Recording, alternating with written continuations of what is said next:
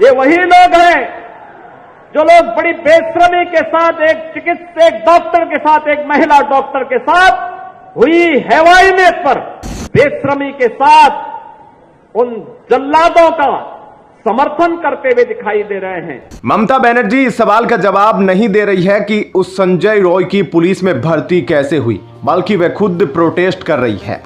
40 minute तक उस seminar hall में उस लड़की के साथ संजय रॉय तो बहुत छोटा प्लेयर था, उसके साथ और कौन कौन था यह ममता बनर्जी क्यों नहीं बता रही।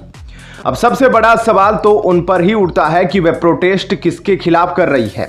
क्या वहां के मुख्यमंत्री के खिलाफ कर रही है, या मेडिकल ऑफिसर्स के खिलाफ कर रही है, या वहां के स्वास्थ्य मंत्री के खिलाफ कर रही है, या पुलिस के खिलाफ कर रही है जो ममता के अंडर में ही काम करती है, या फिर उनका दिमाग ही सही से काम नहीं कर रहा है। पुलिस ने शुरू में दावा किया कि यह आत्महत्या थी, लेकिन पोस्टमार्टम रिपोर्ट आने के बाद हकीकत पता चली। साफ है कि ममता बनर्जी के निर्देश पर पुलिस पूरे मामले को दबाने की कोशिश कर रही थी, लेकिन इन सब के बीच एक ऑडियो वायरल हुआ और इस ऑडियो ने तो पूरी कहानी पलट करके रख दी। उस ऑडियो में एक महिला बात कर रही है। বলো এবার। বলছি ওটা হয়েছে কি বলতো, ও দুটো অবধি পেশেন্ট দেখেছে, ঠিক আছে? রাত্রি দুটো ঠিক আছে, দুটো অবধি পেশেন্ট দেখেছে।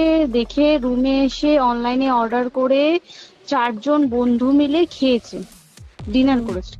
করে ও খুব টায়ার্ড ছিল, যেহেতু 36 ঘন্টা ডিউটি ছিল, টায়ার্ড ছিল। ও কি করেছে, ওই সেমিনার রুমে গিয়ে শুয়ে পড়েছে, একটা রেড কালারের ব্ল্যাঙ্কেট ঢাকা দিয়ে। यानी उसी कॉलेज की एक डॉक्टर महिला बात कर रही है।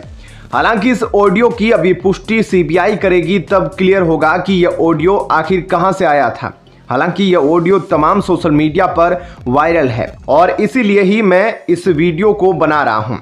और यहां से पता चलता है कि संजय रॉय तो एक छोटा सा मोहरा है, जबकि इस कांड की जो डेप्थ है वह बहुत ही गहरी है। इस ऑडियो को मैं अपने शब्दों में बताऊं तो मैं पिछले वीडियो में भी बताया था कि जो लड़की है वह सेमिनार हॉल में जाने से पहले, वहां पर आराम करने से पहले वह अपने कुछ दोस्तों के साथ रात का डिनर करती है। और इस डिनर के दौरान, यानी कि इस दौरान उसकी बहस और अनबन किसी एक साथी डॉक्टर से हो जाती है और तभी डॉक्टर प्लान बनाते हैं इस मासूम लेडी डॉक्टर को सबक सिखाने की। जिस सेमिनार हॉल में वह लड़की आराम कर रही थी, उस सेमिनार हॉल में आमतौर पर और भी डॉक्टर आराम करते थे, क्योंकि वह एक कोलकाता का बड़ा हॉस्पिटल है और वहां हजारों की संख्या में लोग काम करते हैं, हजारों ट्रेनी डॉक्टर काम करते हैं। लेकिन यह डॉक्टर अकेले उस सेमिनार हॉल में सोई थी।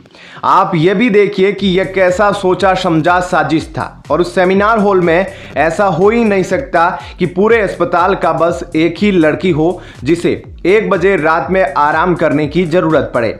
जब ये आराम कर रही होती है तभी इनके साथ जिसका झगड़ा हुआ था उसके ग्रुप मेंबर्स उस सेमिनार हॉल में आते हैं और उसके सर को दीवार से लड़ाते हैं और उसके चश्मे को तोड़ते हैं, क्योंकि जो कंडीशंस पोस्टमार्टम रिपोर्ट में है वह तो उस चीज की ही है जो संजय रॉय ने किया। लेकिन इसके अलावा इतने सारे बॉडी पर निशान और भी बहुत सारी चोटें, यह सब चीजें अकेले संजय रॉय नहीं कर सकता। और इतना कुछ नहीं हो सकता था जो कमरे और कंडीशन को देख करके सीबीआई ने पता किया होगा, बल्कि इसमें उन डॉक्टरों का भी हाथ है जो उस लेडी डॉक्टर से खाना खाते समय झगड़ा किए थे। वो जब बचने की कोशिश करती है तो उस समय उसके हाथ को 2 या 4 लोगों ने मोड़ा, अंगुली को मोड़ा, तभी उसके फिंगर टूट गए और इसके नाखून उखड़ गए। वो बेहोश होकर गिरी हुई थी और इसी दौरान वे लोग नीचे आते हैं और संजय रॉय जो नशे में घूम रहा था कैंपस में, तभी ये लोग उस संजय रॉय को बोलते हैं, ऊपर जाओ तुम्हारे लिए रूम में कुछ है। शायद डॉक्टर को मालूम नहीं था कि यह एक नेशनल न्यूज बनेगा और उन्हें लगा था कि यह मामला तो बस अस्पताल तक रहेगा और इस लड़की को और इस मामले को रफा दफा कर दिया जाएगा। जैसे भारत देश में हर 1 घंटे में एक घटना होती है ऐसी, लेकिन बड़ी न्यूज़ नहीं बनती बल्कि उसे दबा दिया जाता है। ठीक उसी तरह से वहाँ के जो डॉक्टर थे जिनका झगड़ा हुआ था, अनबन हुई थी उस लेडी डॉक्टर से, वह डॉक्टर यही सोचे होंगे कि बस इसको सबक सिखाने के बाद मामला रफा दफा हो ही जाएगा, क्योंकि इन लोगों की पहुंच बहुत बड़ी बड़ी होती है। जो संजय रॉय है वो पुलिस डिपार्टमेंट से था और उसकी चाल से वे सभी डॉक्टर वाकिफ थे कि वे क्या करता है, क्या मोबाइल पर देखता था और इस लड़की के साथ में संजय राय क्या क्या कर सकता है। और वही ऑफर इन डॉक्टर्स ने उस संजय रॉय को दिया, इसकी भी पहुंच बड़े बड़े ऑफिसर्स तक थी। क्यों बड़े बड़े पुलिस ऑफिसर्स तक थी, यह भी मैं थोड़ा सा आपको बताता हूं कि कैसे ये लोग निडर होकर के इस घटना को अंजाम दिए। संजय रॉय मरीजों को अस्पताल में दाखिला दिलाने के लिए एवं उन्हें बेड मुहैया कराने के लिए पैसे वसूलता था और मरीज खुशी खुशी दे भी देते थे। हालांकि सूत्र मानते हैं कि यह पैसा बड़े बड़े पुलिस अधिकारियों तक भी पहुंचता था, लेकिन यह पैसा किन किन ऑफिसर्स के पास पहुंचता था इसकी पुष्टि होना अभी बाकी है और यह सीबीआई खुलासा जरूर करेगी। तो वह दलाल की तरह काम करता था और चूंकि पैसा ऊपर तक पहुंचाता था, इसलिए उसके कांड को दबाने की कोशिश करने में पुलिस भी मदद करेगी, ऐसा समझकर ही डॉक्टर्स प्लान किए थे। वसूली की रैकेट पुलिस डिपार्टमेंट में बहुत बड़ी होती है और इस वजह से ही कहीं ना कहीं जो वसूली करने वाले संजय रॉय जैसे वॉलंटियर होते हैं, जो आगे निडर होकर बड़े बड़े घटनाओं को अंजाम देते हैं, वह भी बेबाकी से। आपकी क्या राय है ममता सरकार पर, वो मैं आप पर छोड़ता हूं, कमेंट करके जरूर बताएं।